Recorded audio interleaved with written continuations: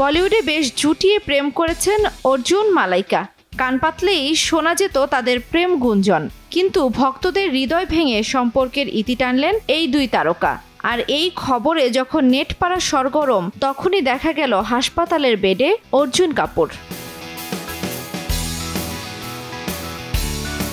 সামাজিক মাধ্যমে অভিনেতা একটি ছবি পোস্ট করেছেন, যেখানে দেখা গেছে তিনি স্বাস্থ্যকেন্দ্রের বিছানায় শুয়ে আছেন। জানা গেছে অস্ট্রিয়ার এক মেডিকেল হেলথ রিসোর্টে উঠেছেন তিনি।